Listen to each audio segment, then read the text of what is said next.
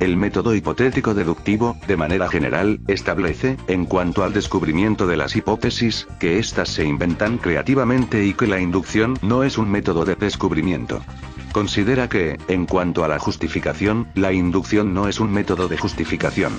No acepta la justificación inductiva probabilística y las hipótesis se refutan deductivamente. Solamente, según este método, hay corroboración provisoria si la refutación falla. Antes de continuar, aclaremos que, desde un punto de vista clínico, este método es utilizado por el médico, como resolvedor de problemas, pues este permite al médico resolver problemas con el mínimo de tiempo, el menor costo, mayor beneficio y mínimo de disturbios a los pacientes. El clínico inmediatamente después de recibir cualquier información, sea desde un residente o una enfermera, que son elementos teóricos que anteceden y determinan observaciones diversas, desarrolla, deduce, múltiples hipótesis dentro de su cabeza.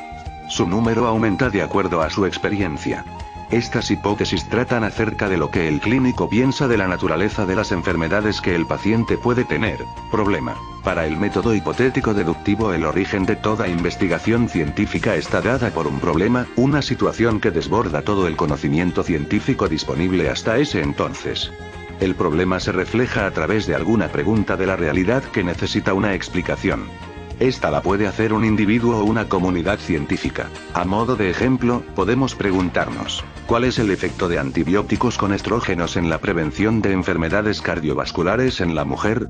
¿Existe alguna relación entre la existencia de una red social o familia próxima y la concurrencia de las embarazadas adolescentes para realizar controles médicos? El saber acerca de ello puede ayudar a mejorar la salud de una comunidad en particular. Marco teórico. Es el conjunto de componentes de una o más teorías que están presentes en la investigación. A veces es una sola teoría la que está en juego. Por ejemplo, cuando se encaran investigaciones en el marco de estructuras del psiquismo infantil, el problema podría ser abuso infantil y psiquismo infantil. Nos estamos refiriendo necesariamente a la teoría psicoanalítica y todo lo que hasta ahora ha considerado. Pero a veces el marco teórico está constituido por un conjunto de hipótesis, las cuales a su vez, provienen de distintas teorías. Por ejemplo, si nos preguntamos acerca de la franja de edad en que, mayoritariamente, ocurren embarazos adolescentes, vamos a considerar o hipótesis relacionadas con condiciones económicas y sociales, o hipótesis psicológicas, que a la vez, provienen de diferentes ramas. Los marcos teóricos tienen además de teorías, de manera implícita, supuestos de tipo paradigmáticos. Es decir, creencias muy básicas acerca de cómo son los objetos que se estudian, cómo se relacionan, etc. Por ejemplo, cuando aparecieron los primeros casos de SIDA, allá por 1981, los médicos controlaban los análisis de sangre de sus pacientes y lo único que se animaban a decir era, no puede ser. No podía ser que aquellos pacientes carecieran de las células T de su sistema inmunológico, no hubieran podido llegar con vida a la edad que tenían. Era una situación no contemplada por las teorías científicas disponibles hasta ese momento. Esa situación problemática generaba un interrogante. ¿Qué es lo que hace que esos pacientes carezcan de su sistema inmunológico? Ese interrogante expresa el problema científico. El problema científico no es la situación problemática en sí, sino el interrogante que genera en los hombres de ciencia y que no puede responderse desde lo conocido hasta ese entonces. Ese interrogante requiere una respuesta. Hipótesis. Una vez formulado el problema se intentará buscar una solución. Esta solución estará dada por una hipótesis o una conjetura, llamada hipótesis inicial, que anticipa la respuesta al problema, es decir, que provea una explicación al interrogante. Estas respuestas son tentativas y se dan a través de la formulación de hipótesis.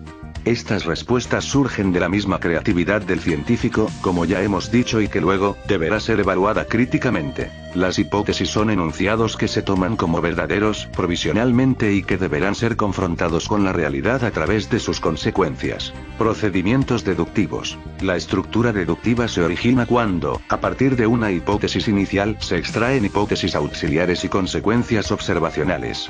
El razonamiento que permite deducirlas es deductivo, es decir, se está garantizando la verdad de las premisas. En primer lugar, para poner a prueba una hipótesis hace falta extraer consecuencias de ella, para que, luego, sean contrastables.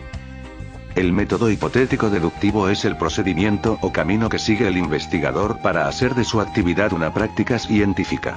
El método hipotético deductivo tiene varios pasos esenciales: observación del fenómeno a estudiar, creación de una hipótesis para explicar dicho fenómeno, deducción de consecuencias o proposiciones más elementales que la propia hipótesis, y verificación o comprobación de la verdad de los enunciados deducidos comparándolos con la experiencia.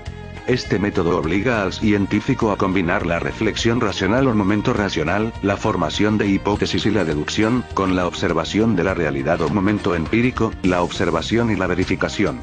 Tradicionalmente, a partir de las ideas de Francis Bacon, se consideró que la ciencia partía de la observación de hechos y que de esa observación repetida de fenómenos comparables, se extraían por inducción las leyes generales que gobiernan esos fenómenos. En él se plantea una hipótesis que se puede analizar deductiva o inductivamente. Posteriormente Karl Popper, 1902-1994, rechaza la posibilidad de elaborar leyes generales a partir de la inducción y sostuvo que en realidad esas leyes generales son hipótesis que formula el científico, y que se utiliza el método inductivo de interpolación para, a partir de esas hipótesis de carácter general, elaborar predicciones de fenómenos individuales. En esta concepción del método científico es central la falsabilidad de las teorías científicas, esto es, la posibilidad de ser refutadas por la experimentación. En el método hipotético deductivo, las teorías científicas nunca pueden considerarse verdaderas, sino a lo sumo no refutadas. Es un método científico más completo que el anterior, fue propuesto por Karl Popper. Parte de la idea de que la ciencia busca dar explicaciones de los hechos y para eso construye teorías. Una teoría es un conjunto de proposiciones que explican un sector de la realidad, por ejemplo, teoría de la evolución, teoría ondulatoria de la luz. Las proposiciones de las teorías se componen de términos, los términos a su vez se clasifican en términos lógicos y no lógicos. Los términos lógicos son cuantificadores, variables, conectivas, los términos no lógicos son empíricos, nombran cosas observables, y teóricos, nombran cosas no observables, como por ejemplo átomo, electrón. Una parte importante de las teorías son las leyes. Las leyes son proposiciones generales que enuncian ciertas regularidades en los objetos estudiados y que permiten predecir el comportamiento futuro de objetos similares. Las proposiciones de una teoría se ordenan de forma deductiva desde las más abstractas y generales hasta los enunciados singulares de observación que relacionan la teoría con los hechos. Según lo dicho anteriormente, el conocimiento científico es un conjunto de teorías que explican los hechos. Lo importante de las teorías es que pueden existir varias para explicar un mismo hecho. Por ejemplo, la teoría geocéntrica explicaba que el centro del universo era la Tierra, hasta que se conocen abundantes hechos que la contradicen y muestran su falsedad.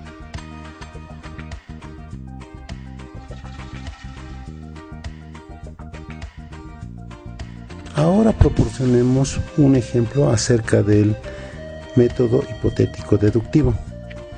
Tenemos un planeta A en el espacio. El planeta A debería de seguir una órbita definida, pero por alguna razón desconocida no sigue su trayectoria. Entonces formulamos una hipótesis. Otro planeta diferente a A, en este caso lo llamaremos B, debe estar influyendo en la órbita de A. Si el planeta B está influyendo en la órbita del planeta A, entonces deberíamos ser capaces de encontrar al planeta B, ya que B existe. Entonces procedemos a comprobar nuestra hipótesis. Si encontramos al planeta B que ejerce influencia sobre la órbita del planeta A, entonces nuestra hipótesis queda aceptada provisionalmente. Pero puede ocurrir que no encontremos al planeta B, por lo tanto, nuestra teoría queda refutada o rechazada.